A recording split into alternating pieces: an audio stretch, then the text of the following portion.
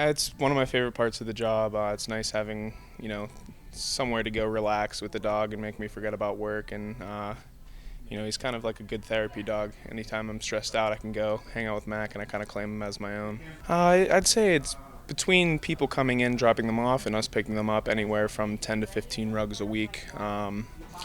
It really all depends on the season and everything. Typically the spring, we're coming up on our busy season just because people are trying to get their spring cleaning, get their rugs out of their house, and clean up the house and everything. So a more busy time is coming.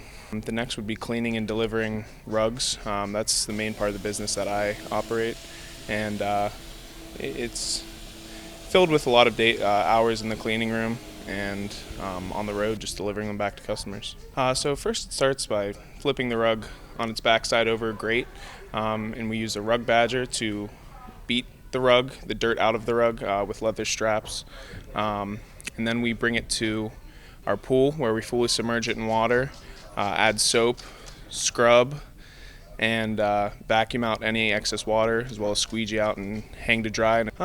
It's something that you really don't think about a lot. People don't typically think about rugs as an important part. It's more catered to people that are trying to redo homes and such. But we've had people come in and say they just they don't plan on buying anything, but they definitely admire the work that's done on the rugs because they're truly, like, a lot of them are very nice pieces of art. So people admire them even if they're not in the market for one right now. You might be one day, and it's always nice to have some sense of knowledge about it. Well, it's definitely changed it. I used to, not give a second thought to them, and I used to, not appreciate them at all. But once I learned the labor that goes into it, and once I learned, the process of actually weaving the rugs, it made me really appreciate the amount of effort and work that goes into it. My name's Rebecca Schoburnell, and I've been working with Pittsburgh Rug Company for almost a year now, and I'm very happy to be here. I am an interior designer. I just happen to specialize in the Oriental rugs. I've known the owner for quite some years, and I'm very fortunate to be able to be working with him now. I love what I do, trying to find people rugs. A lot of times people come in and they don't even know exactly what they're looking for. It's actually a little bit more complicated than people normally think that it is. Our average rug sale is pretty much for a living room area, possibly dining room or bedroom. We start off with the area. We address the area that needs to be covered, approximate size, give or take a few inches, and we go from there. You have to ask a lot of questions. Because rugs are so diverse, you have to find out if they're familiar with machine-made rugs, if they're familiar with hand-knotted rugs, the different qualities of wools, dyes, what kind of style do they like? Are they more contemporary transitional, or are they more traditional, like the old school Oriental motif? So, like I said, there's a lot of questions that you have to ask them in order to narrow them in and hone them in on finding the right rug, because there are so many different types out there. Imported from overseas, a lot of times people think Oriental is the more foo-foo grandma traditional style, which is not necessarily the case.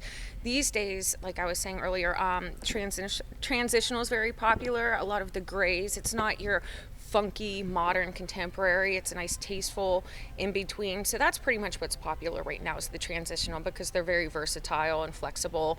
And we have a huge inventory on those right now because it's what's selling right now. But, being in the business, I mean, every maybe 7 years or so, it changes a lot, because when I first was in the business, it was all the Oriental motif. Mac is great. He's my little buddy. It's awesome to have him here Monday through Friday. He's so sweet. He has so many friends. We work with a lot of designers that bring him bones in their pocket, and he knows the mailman, the UPS man. He's pretty famous around here. So a lot of customers love coming in. They do. Very rarely since I've been here in a year, maybe one or two people got a little bit nervous because he's a big dog and he comes after you because he's so excited and he wants to make friends. But yeah, I mean, everybody loves Mac. To bring them here, that is a good question. First of all, I think that rugs are like buying artwork. A lot of times people think they're an accessory and you do them last. and they think you can just go to like any box store or whatever, get a rug. But it's not until they actually come in here, it's a very physical and emotional experience shopping for a rug of this category.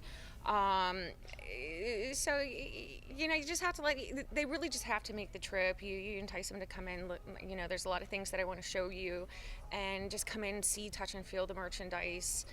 And like I said, it's an emotional and physical experience. People fall in love with them, and get a little spoiled after you start looking at these rugs.